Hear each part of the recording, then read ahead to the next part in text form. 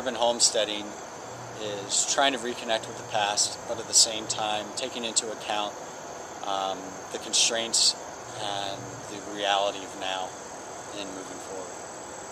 Well, what I think it means is any attempt by folks in an urban setting to start doing things for themselves, mostly around food, but anything that they do to create what they need.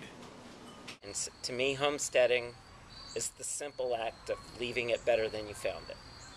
We really never think of it as urban homestead. We've always had a garden in the backyard. It's just the way of doing things. Everybody talks about this new, homesteading and stuff, and I'm going, it's nothing new. It's what everybody used to do, and it's just what we've always done.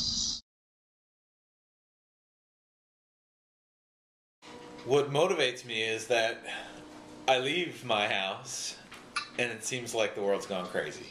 For me, it's just keeping up with my traditions also.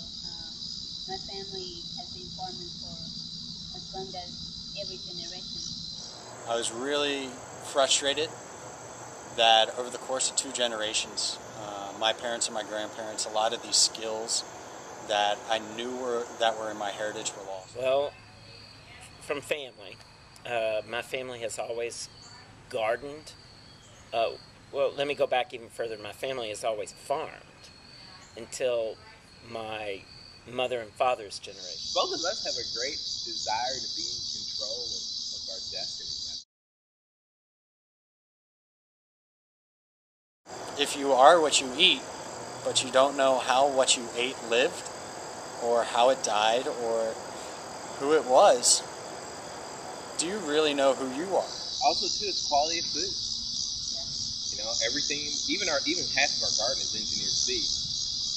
And the quality of food, you cannot get good food in the grocery store. I've been to some of these organic farms out in California that, sure, to the letter of the law, they're fully organic, but they're not the kind of place anyone would want to live. When you start urban farming, yes, it's work for sure, and it can be backbreaking. I was just out picking up black walnuts from my front yard, and it's backbreaking work. In the dark, I might add. In the dark.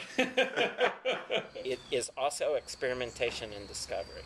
So to some extent, I'm creating new knowledge. And with urban homesteading, it's an area where there's an endless amount of learning that you can do with experimentation, with bringing together different systems, with bringing in the knowledge that we're discovering every day with what people knew in the past.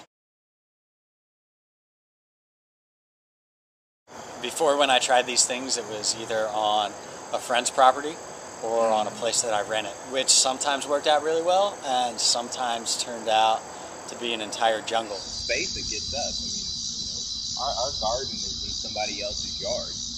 So you need to think kind of in smaller expressions of agriculture. And within a year or two, they're going to be dumped out into the society where finding a job and paying your bills and buying a house is something that's so much more difficult.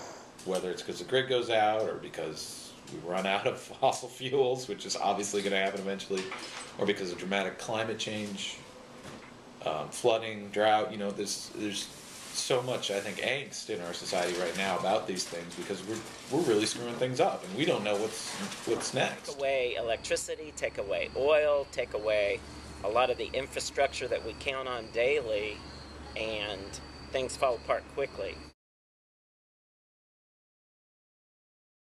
Future is more people getting into it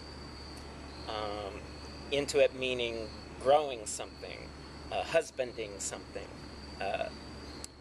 building soil. I mean that's already proving itself true.